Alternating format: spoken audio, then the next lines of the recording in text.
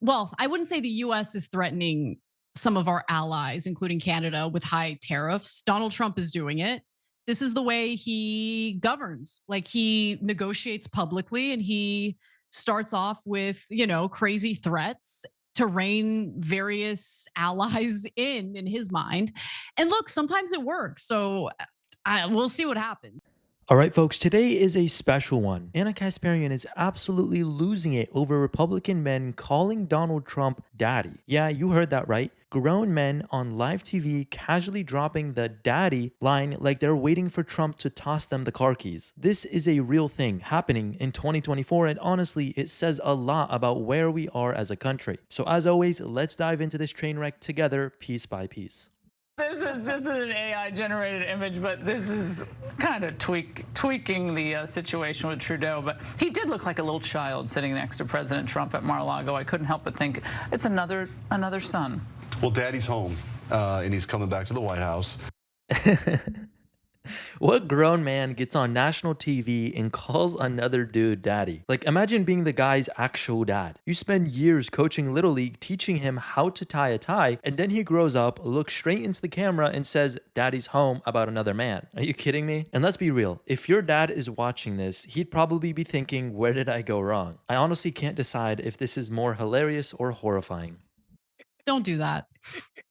Don't do that. Like, you're a grown man. Don't say daddy's home. Oh man. I get the banter. I get that it's playing off of what Laura Ingraham said, but just don't do it. Don't say daddy's home.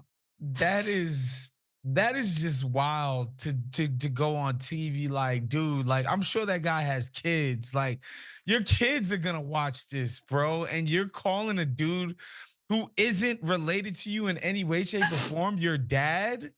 Like, what about your own dad? Like, your dad might watch this and be disgusted by the fact that you're calling somebody else your father, all the work he didn't put in, all the times he threw baseball with you in the damn yard for you to get up there, sit up there and call Donald Trump your dad.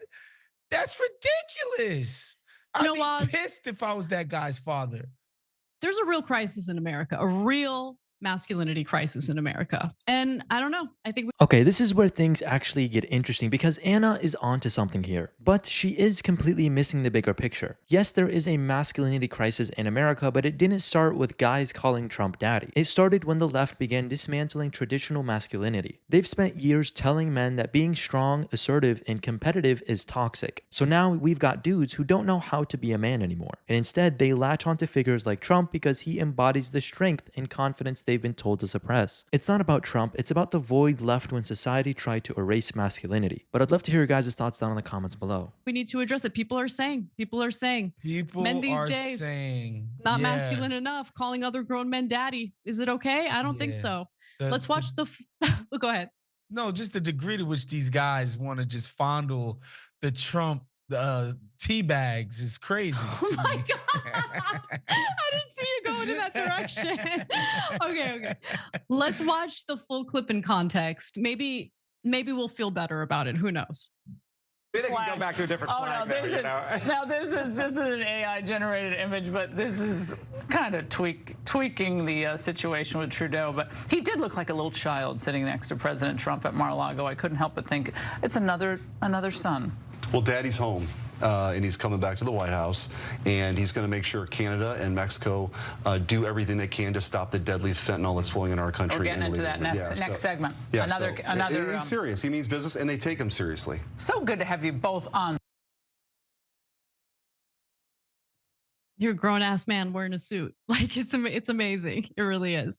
But look, there is some substance here, so we should get into that as well. So the US well, I wouldn't say the US is threatening some of our allies, including Canada, with high tariffs. Donald Trump is doing it. This is the way he governs. Like he negotiates publicly and he starts off with, crazy threats to rein various allies in his mind. Donald Trump's strategy is kind of genius. It's a bit strategy 101. Trump is a businessman, and like any good negotiator, he starts with the boldest offer on the table. Do you think he's out here casually threatening allies for fun? No, he's setting the stage. It's like poker. You don't show your hand right away. you bluff. And guess what? It actually works. Trudeau didn't sit back and say, oh, that's just Trump being Trump. No, he hopped on the first flight to Mar-a-Lago, and that's the difference between Trump and every other politician. He gets results. Call it crazy all you want, but you can't argue with the outcomes. And look, sometimes it works. So we'll see what happens. But as a reminder, last week, Trump threatened a 25% tariff on imports from Canada and Mexico unless these two countries reduce migrants and drugs coming into the United States.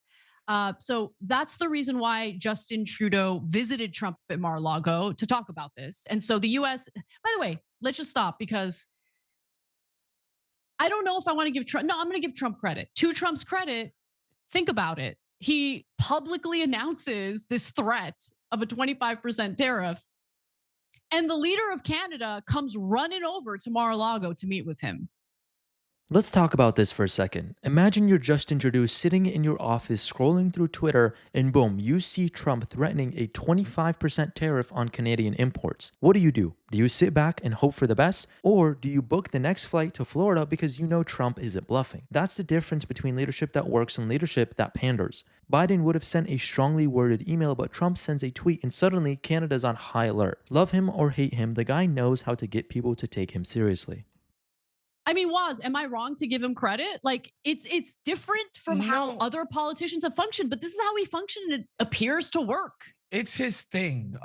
His whole thing, the art of the deal. He fancies himself a master negotiator. That's his thing. It's like throw out the craziest offer you can possibly, right? Like set the bar in the terms as crazy as possible and have people meet you somewhere in the middle of that and you will come out on top. That's what he's doing. That's what it feels like he's always doing. He's always negotiating in public, but it's just now, like as the president of the freaking United States, like he has clear power and influence to bring some painful stuff to bear for Canadian business interests. And yeah, man, they gotta play ball if that's the case. And like I don't think Trump's gonna, levy some 25% tariff. And also like Canada is important migrants and drugs too. So I don't know about drugs, and I'm hesitating to comment on that because I don't know for sure. But Cenk had mentioned that there are some migrants who have started coming in through the Canadian border, which is okay. I'm actually surprised that that didn't happen sooner. But so it's not as big of an issue as it is with the southern border. But where are these migrants from that they're getting to Canada first? I forget, honestly. But Cenk had mentioned it in a story we covered last week, and I was surprised by it because I had the same reaction as you when Trump announced his tariffs, like, his threat against Canada. I'm like, what's Canada got to do with this? Exactly. So apparently, like Fox News's White House correspondent Peter Doocy told special report host Brett Baer on Monday evening, quote, we are told that when Trudeau and President-elect Trump we are told that when Trudeau told President-elect Trump that new tariffs would kill the Canadian economy, Trump joked to him that if Canada can't survive without ripping off the US, to the tune of $100 billion a year, then maybe Canada should become the 51st state and Trudeau could become its governor. You know what? I kind of love this. The trolling game of the right is unmatched. Can you imagine the panic in Trudeau's office when he heard this? 51st state?